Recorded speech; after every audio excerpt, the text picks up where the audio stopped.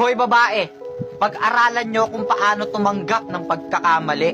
Na hindi porke kayo yung babae, kayo na palagi yung tama. Puta puro lang naman kayo tamang hinala. Tapos wala namang tumatama sa inyong mga hinala. Kaya pumapasok sa isip namin ng salitang pagsasawa.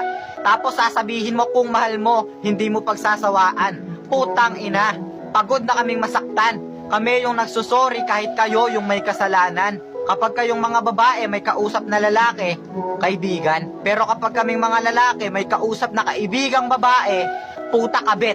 Tapos kayo pa yung galit. Kayong mga babae, hindi nyo ba naiintindihan yung salitang intindihan? O kailangan ko pang ipaintindi sa inyo para inyong maintindihan na hindi sa lahat ng pagkakataon kami yung may kasalanan dahil nasasaktan kami ng hindi nyo nalalaman.